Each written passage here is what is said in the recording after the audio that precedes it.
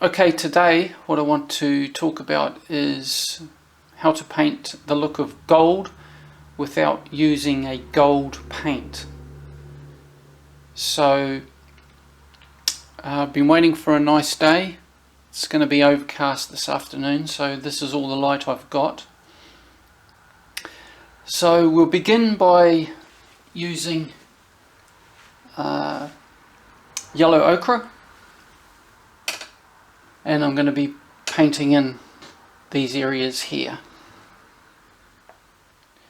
So put a little bit of that on the palette, and I'm just going to intensify that yellow a little bit by using Cadmium Yellow Medium.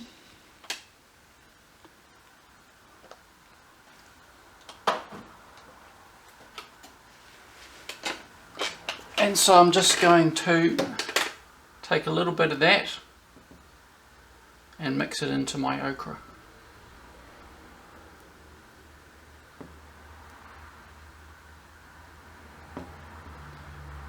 Don't want too much.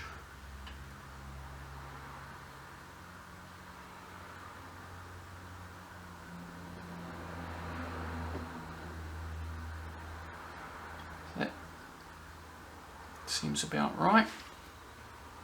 Now I'm painting on a Indian red washed base, so I would call this layer that I'm putting on now my base coat, but a lot of what I'm painting is going to show through as I add further layers. But this is the first of the gold hue layer, or trying to approach the look of gold. So with my brush I'm just going to scrumble.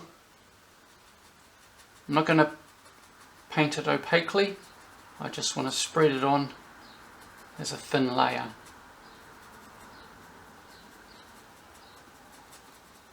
I hope you can see that.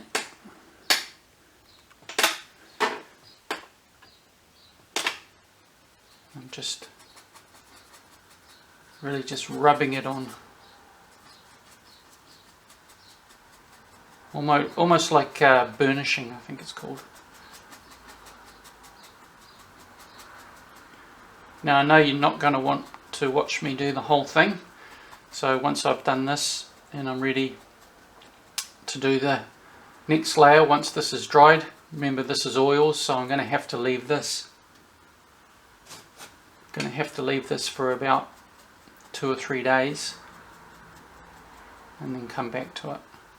But I'm going to do this over all the areas where I want to simulate gold.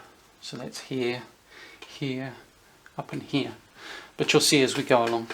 Okay, so that's all the areas coloured in now that I want to look gold. Just to reiterate, keep the layer very thin, very translucent.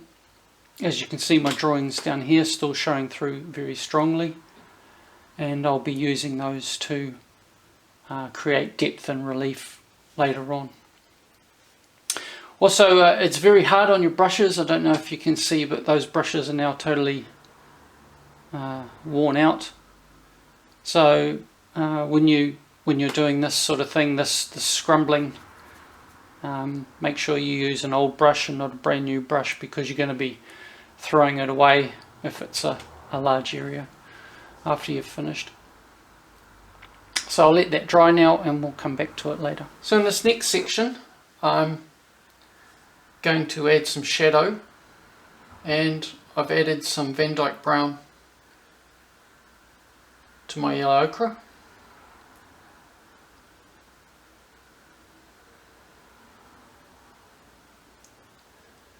And I'll be using that.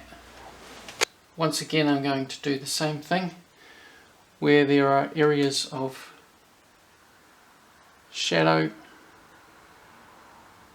I'm going to brush on a little of my colour, and then once again rub that in.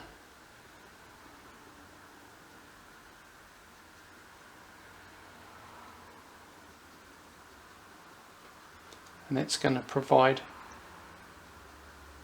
areas of relief.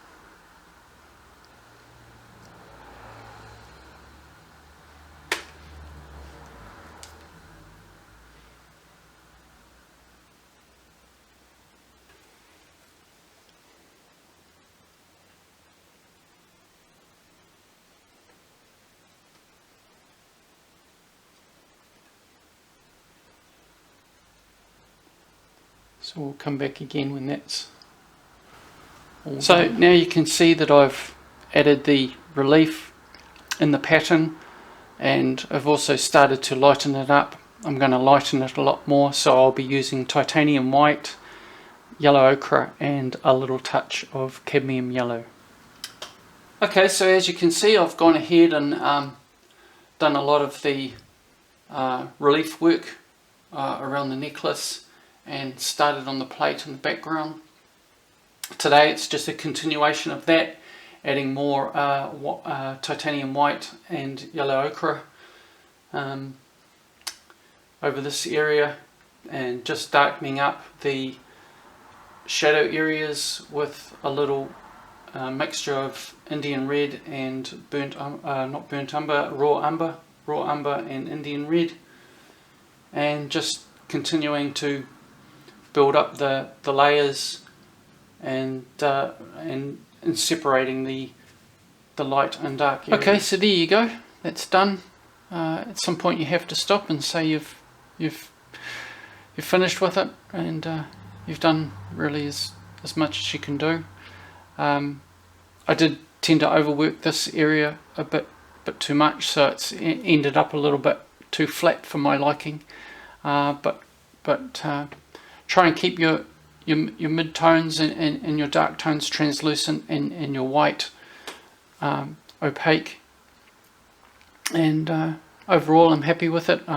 As you can see, I made the eyes and the lips a goldish colour as well, and I think it's worked out quite nicely.